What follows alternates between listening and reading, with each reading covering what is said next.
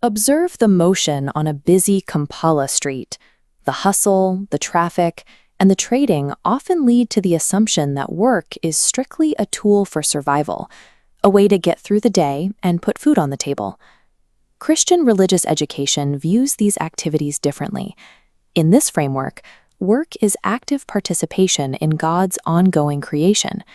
Because God continues to sustain the world He made, human labor acts as a contribution to that sustaining effort. In Genesis 2:15, God placed humanity in Eden to till it and keep it. Productivity was part of the original design.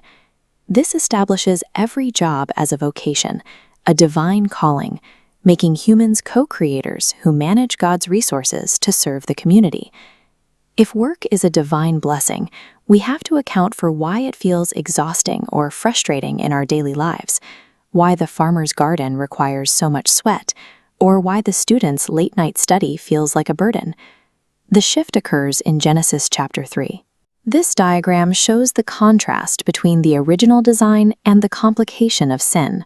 When humanity fell, the nature of our environment changed. The ground began to produce thorns and thistles, making cultivation difficult. This is the origin of toil, the stress and pain that accompany labor. The work itself remained a duty, but the environment became resistant. Even with this difficulty, the Bible maintains the necessity of labor. St. Paul taught in 2 Thessalonians 3:10 that if anyone will not work, neither shall he eat, establishing work as the expected standard for every believer despite the struggle. The Christian response to this toil is a change in attitude.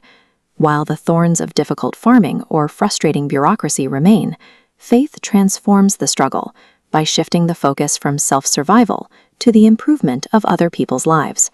Because human beings are created in the image of God, the Imago Dei, every job that serves the community carries inherent value. This table helps us categorize how that dignity applies across different fields.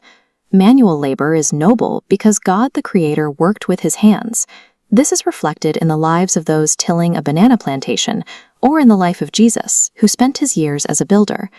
Intellectual labor, such as the medical research and specialized care provided at Mulago Hospital, involves using the mind to solve complex problems and care for the health of the nation.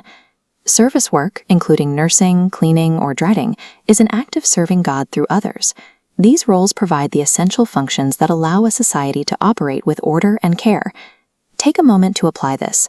Pause and write down 2 ways a local fishmonger's work acts as stewardship over creation.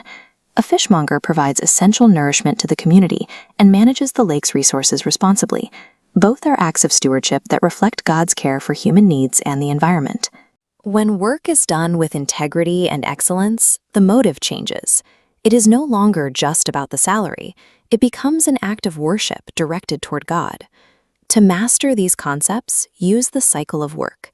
It begins with creation and leads to stewardship, managing resources in our care. This results in productivity. The cycle completes with the Sabbath, a time for reflection that prevents work from becoming an idol. For you, this theology applies right now. Diligence in your studies and helping with household chores are your immediate divine vocations. You are practicing the integrity you will eventually bring to a professional career. Remember these 3 takeaways for your revision. First, work is a divine calling established at creation. Second, toil is a result of the fall. Third, every honest job has dignity because we are made in the image of God. Approach your tasks with excellence, knowing that your work serves a higher purpose. For more resources and UNEB-style preparation, visit yaka.cc.